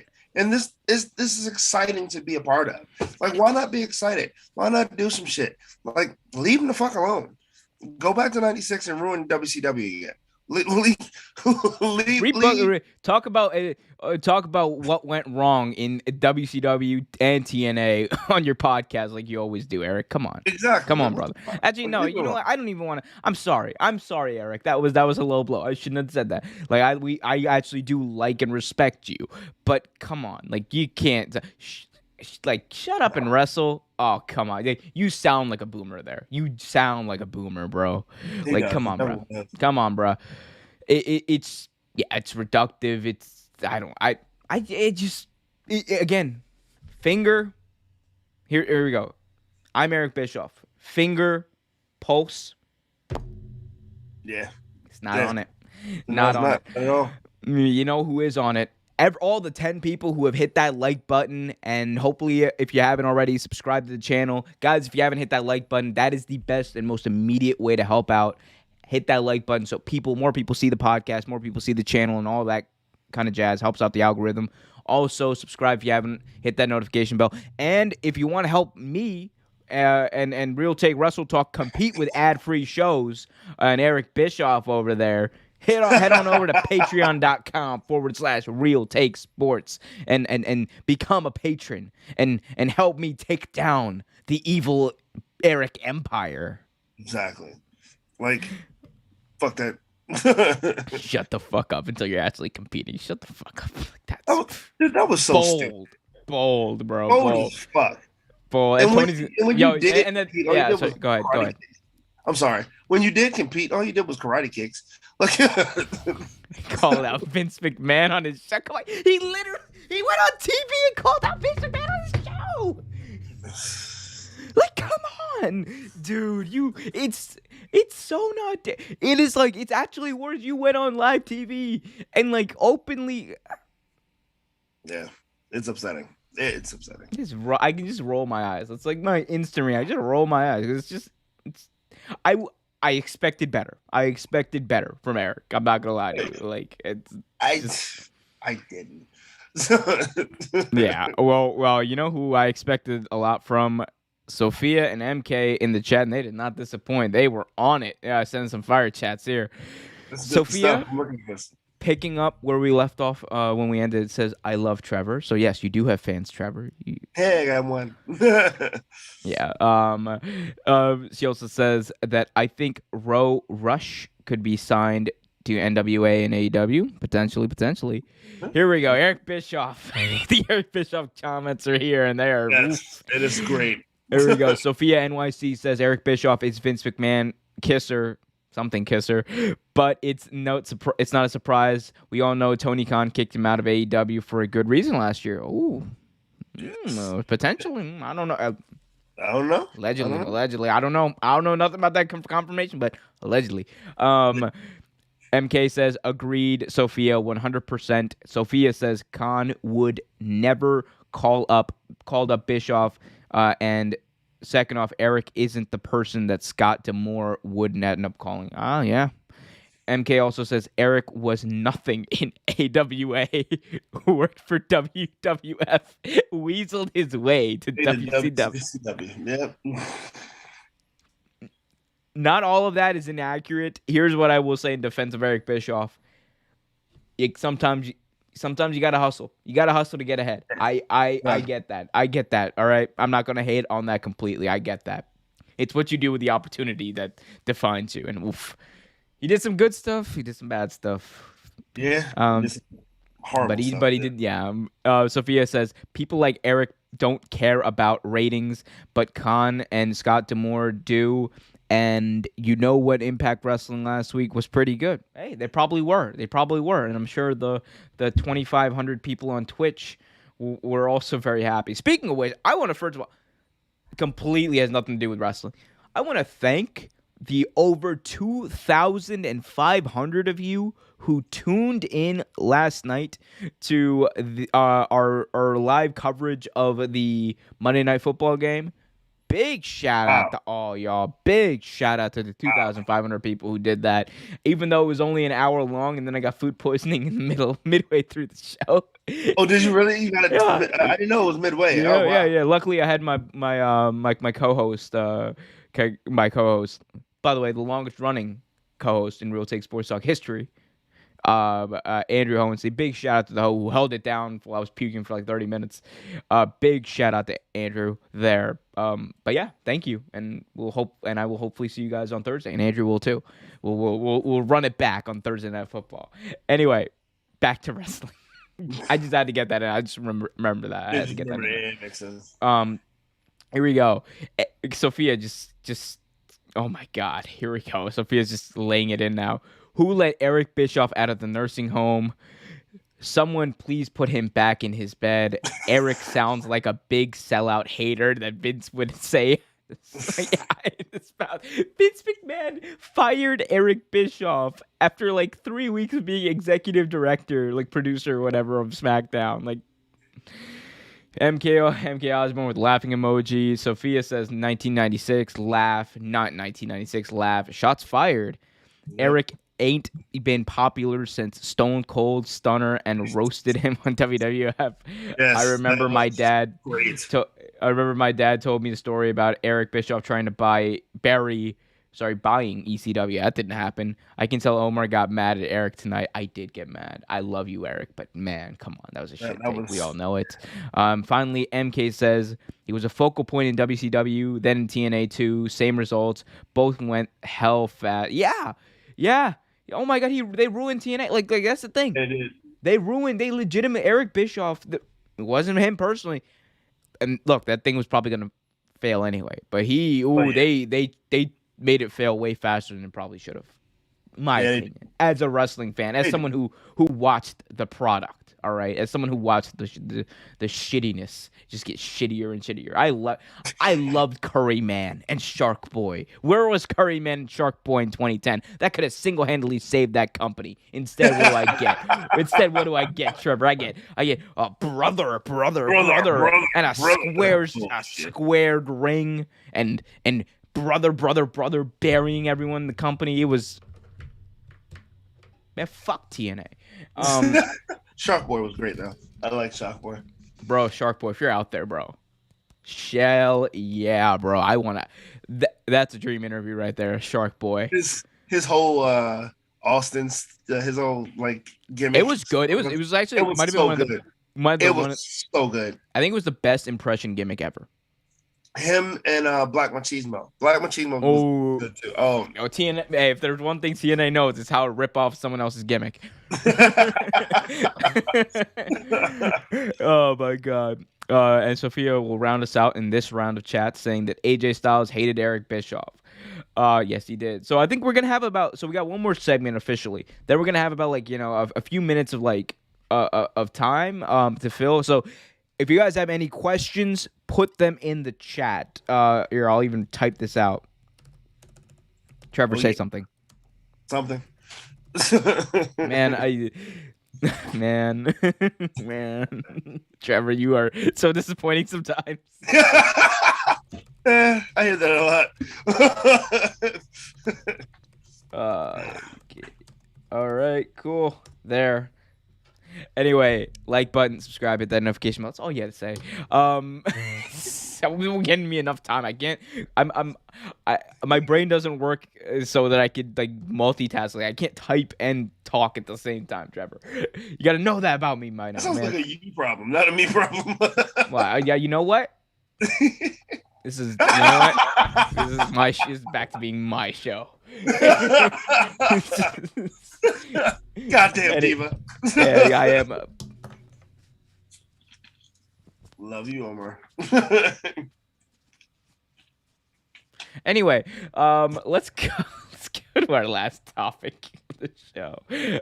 I love how I said I'd be low energy today. I think we're pretty high energy today. Yeah. Man, man, wrestling gets me hot. All right.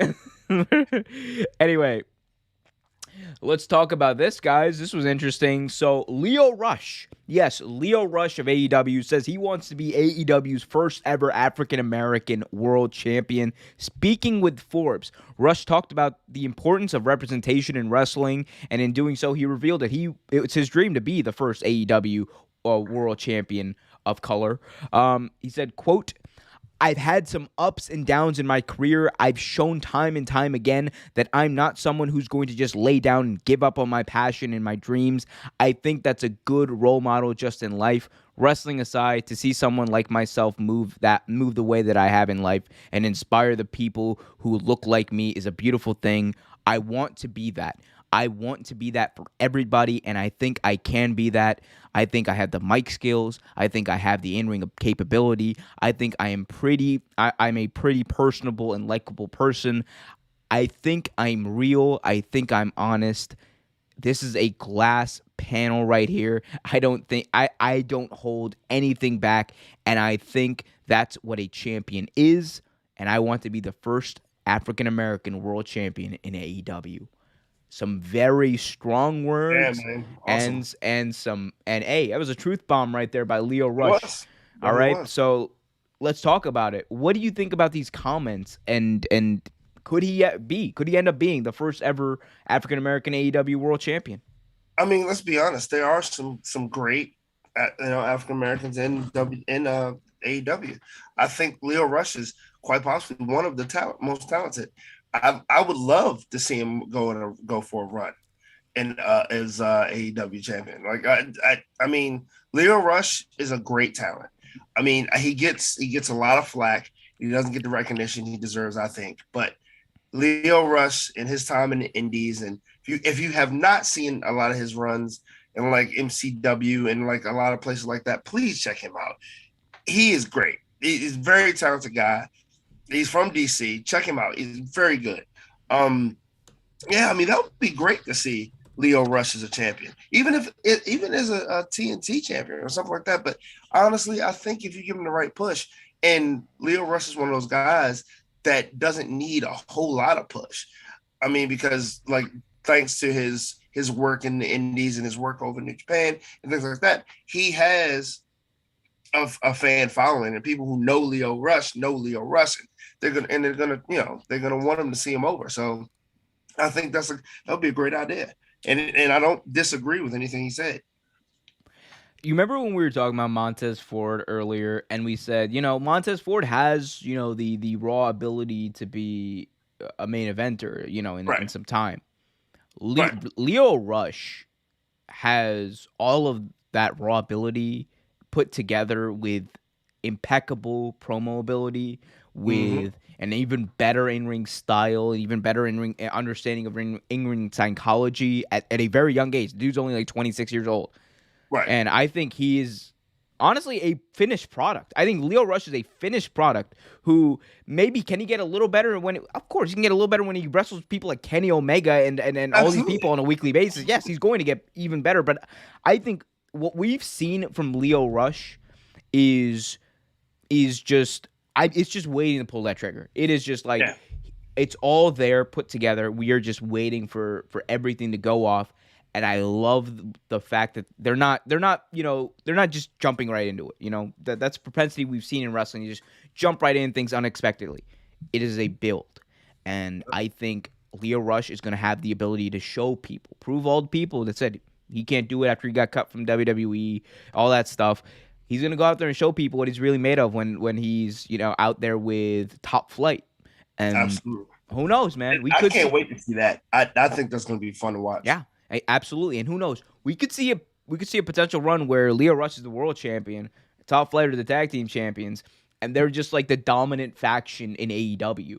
And that, I'm telling you, if you want to talk about representation, that would mean a big deal, not only for representation for obviously African Americans, but man, the next generation of pro wrestling. Lio Rush, I think, could be the potential face of that next generation in AEW. He definitely could.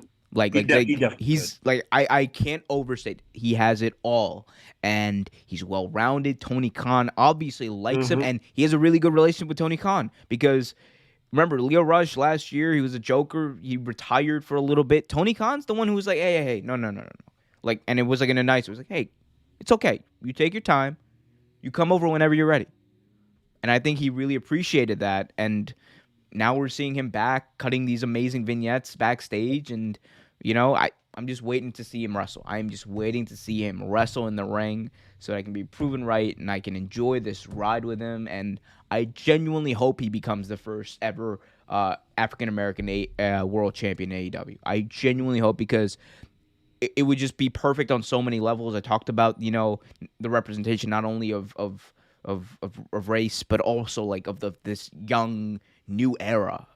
Oh God, what a trope in pro wrestling. New era. The new era. No, but you know what I'm saying. I think that would be great overall. Yeah, I think so too. It'd be great for wrestling. And it would be great for, like you said, representation and AEW all the way around. Like Lio Rush is a guy, like we said before, that got no credit and got no respect for being dropped from WWE, and he wasn't used right. He shouldn't have been 205 Live. Like he honestly is a very, very he's been pretty cultivated anyway. He's already a very good talent, very strong talent, great on the mic. He most of what he does is money. I just can't wait to see him, evolve more in AEW. Absolutely. And hey, hopefully we'll see something soon. I mean, Dante Martin and him have already aligned on Dynamite, so hopefully we'll see something. Anyway, yeah, let's go to the chat. We have some statements, news. Again, questions, guys. Put them in now. Statements, put them in now. Let's wrap it up with a bang here today. That's a good interesting Sophia in the chat says, Omar, can you interview my girls, the beautiful people? I would love to interview the beautiful people. Absolutely love to interview the beautiful people. Here we go. Is there any updates on Wyndham Rotunda? It changes on the daily. Like some days you're hearing Impacts, the other days you're hearing Ring of Honor. You know what that means? A whole lot of nothing. A whole lot of nothing. All right. Well, I think it'll be more clear at the end of October when the non-compete is officially up. I think it'll be more clear. So Sophia also says, I see Powerhouse Hobbs being the first one before Lio Rush. I am MK Osborne also agrees. I think that very well could be true as well. I think that doesn't mean Lio Rush won't be, but I think Hobbs has been around longer.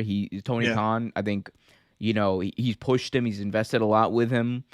He's been getting a lot. He just wrestled a match at Grand Slam with Punk. He's getting a lot of airtime with Team Taz. So and he's got the ability. Let's not just. He's got the ability. I think he's they don't call him Powerhouse Hobbs for nothing. He is a powerhouse, a brick house. That man is built like chiseled out of granite. So who knows? We could be. Sophia says, check out Lio Rush versus Myron Reed's match at MLW. One of the best matches. Man, Myron, we're getting a Myron Reed shout out. Shout out to Injustice. Shout out to Oliver. Shout out to Myron Reed. Man, we're getting an Injustice. We're getting an Injustice. I did not see that. But you didn't see it? Check that match out. I'm going to check it out. I'm going to check it out. I didn't even know these two wrestled. I love Myron Reed. Mm-hmm.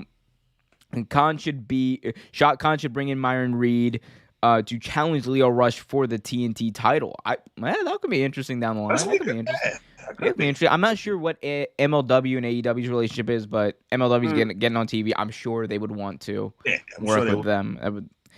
Let me get Adam Cole versus Lio Rush on Rampage main event this Friday, Con.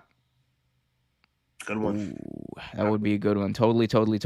Trevor, what are you looking forward to in This Week in Wrestling the most?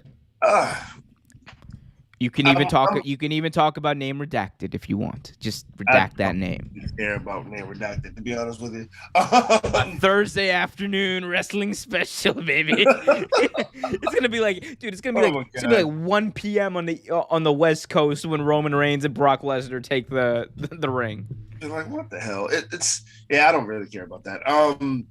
I just I'm interested to see what happens even on SmackDown and see what AEW comes up with too. I gotta get back and check out some more of my my indie promotions. I haven't been on the ball lately. Been missing some things, so gotta go check out GCW. Seen someone get like murdered in the ring. Yep, that sounds like a Friday night. Speaking like a fun night. Hey, you remember that time? Because I don't think Sophia's kind of new here. Sophia's kind of new. MK Osborne's kind of new. They might not know some of your wild stories. Why don't you spin a yarn real quick? Trevor one has that I've already told or a new one. Doesn't matter. Whatever you want to tell, man. Whatever you want to tell. Whatever you want the people who don't know nothing to know. Tell us one of your amazing wrestling stories from your time, and your age in wrestling. Oh, something I saw, or just something that actually has happened? Why don't you tell the Eddie Kingston story? That's what I'm getting at here. Tell the Eddie Kingston. That's the one you want to hear? Okay. Yep. Here we go. Once upon a Trevor. Because there was another one where what was his name?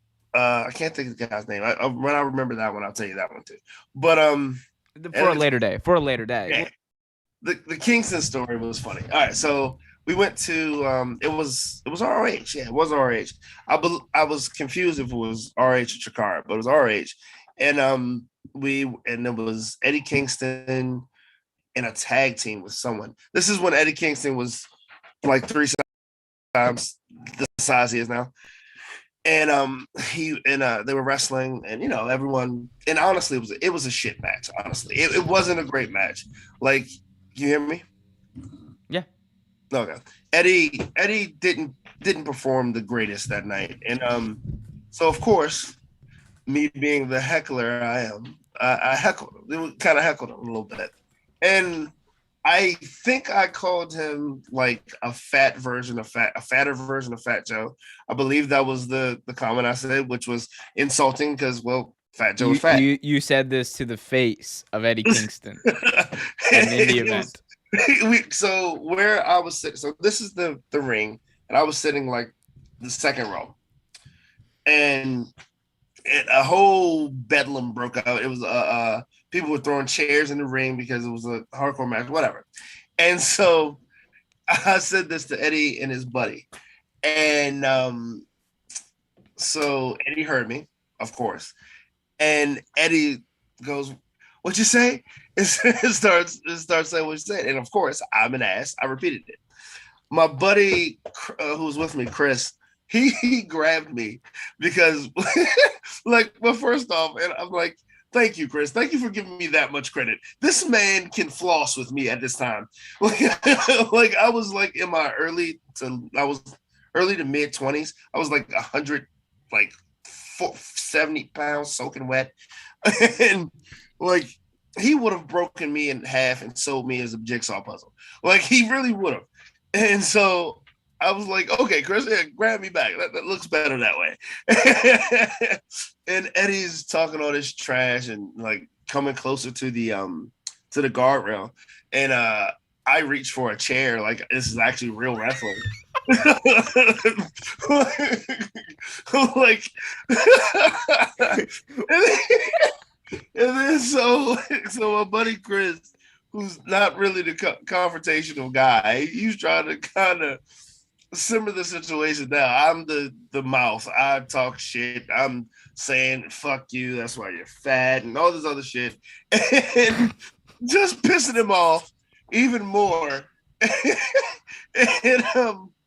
And at this point, he wants to cave my head in. He definitely does. Naturally. And he, you know what? I kind of deserved it. But no, like, and then like his buddy got pulled, like the guy, his manager or whatever, pulled him off, and my buddy pulled me back, and I was upset or whatever, calmed me down, whatever. But I've had an issue with Eddie ever since then. But I think I have said once on this show, I have no problem with Eddie Kingston. I like the work he's doing in AEW, and good on you, Eddie. And I'm pretty sure if you're out there, I'm pretty sure you don't remember that shit. But yes, I'm that kid. So hold on, I just thought of this. I've heard this story before, but I just thought of this. Eddie Kingston, one of the most dangerous, one of the most hardcore, like this is like this dude would literally like fight you right then and there, right? And he almost did. He was trying to. He has fought fans before. So he's up in your grill after you start talking shit to him. Not only do you continue to talk shit, your instant reaction is to grab a chair. I never said I was smart. Like this is wrestling, bro. It's still real to me. Damn it. I never said I was smart. Clearly, at this point, I was pissed off. He was pissed off. It's two pissed off adults. I mean, I was pissed off the match was shit. Eddie was pissed off. There were like 3 people watching it, and I was fighting with half of them. No, I mean, we were both pissed off. So if a fight broke out, like, I mean, I can handle myself, but this is Eddie fucking Kingston. It probably like break me in 1,000 pieces, like I said before. And so many jigsaw puzzle. One day we're gonna have Eddie. I'm gonna make it my mission. We will have Eddie Kingston on this show. We are going. I wonder if he remembers that. I'm pretty sure he doesn't. We are going to have Eddie Kingston. We're going to have a wonderful conversation with him. Like, absolutely amazing conversation. Then the last question I'm going to ask him before we send it off, like, last 2 minutes, I'm like, hey, yo, so you remember when this motherfucker almost fought you? Grab the chair and just completely ruin the entire vibe. No, like in all jokes aside, at one point I didn't like Eddie, but like honestly, I think his in-ring work has gotten so much better. He has grown on you, like, because I remember like last year Revolution time, you were just like, oh man, Eddie Kingston, this freaking guy, like but you can slowly see like the tone has been turning over that last year about Eddie Kingston. He's grown on me. He's definitely grown on me, and I mean, how could he not? Like, he's much better in the ring. He's so much better in the ring than he was years ago. His promo work is so good. It's money. I love what him and Moxley are doing. It's, you know what I mean? I'm gonna honestly say. I'm gonna clip this and title it "That Time I Almost Fought Eddie Kingston." that time I almost died. that time. Can you imagine, like I don't know, where a homicide comes out the back and then you got a real problem. Because the age of the fall was there, so like shit. Oh my god, Moxley's back there too. You just be fucked. Like, you were. I was dead in the water. You could have called your best friend Nick Gage, though. You could have called your best friend Nick Gage. No, I didn't go to the Nick Gage show. That was before the Nick Gage show, actually. Oh yeah, the Nick Gage show. Well, that's a quick story. He almost watched. He watched Nick Gage die. Yeah, that literally died. The ones that have seen it, I mean, and everyone's probably tired of hearing this, but the ones that saw was it Dark Side of the Ring? Yeah, that match. Where you were like, no. Trevor's like reaction to when that episode of Dark Side of the Ring was like, oh shit, there I am, right? Yeah. I was like, I'm on that side. That's like, fucking crazy. It's like, mama, I'm on Dark Side of the Ring. I made it. Because I was like, I'm on that side of the ring. I remember that. The Dark Side of the Ring. That's what my car was over there. The ultraviolence. Trevor Sutton. Anyway, in BJ Hyde's parents' backyard. It's over there. The hot dogs weren't shit.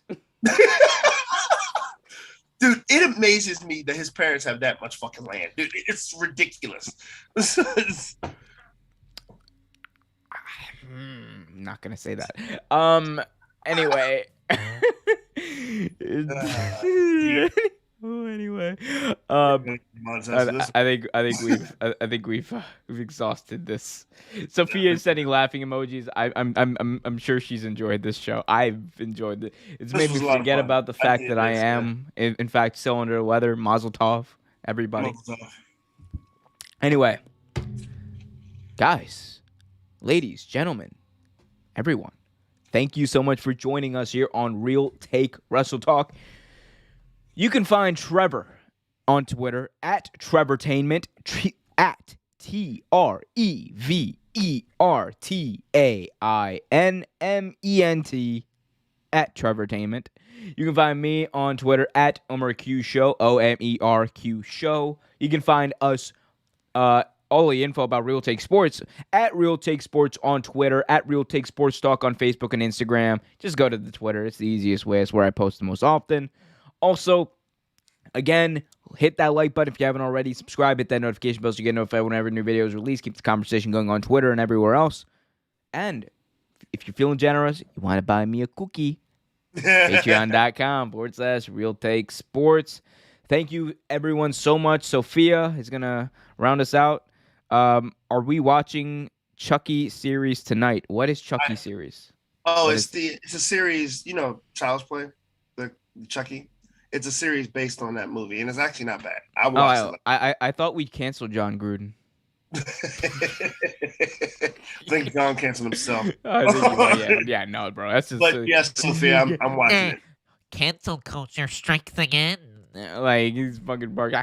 Colby Covington is the savior of America. Christmas. Colby, Snowflake Covington. I said it. Bro, if I see Colby Covington face to face, I don't care. He will whoop my ass. I know he will. I'm gonna go out to him and be like, call him Snowflake Covington to his face. Just duck. That's all. Just duck. Snowflake Covington. Oh, wait, Snowflake Covington, and then I'll like scare him away with his kryptonite. Ah, socialism.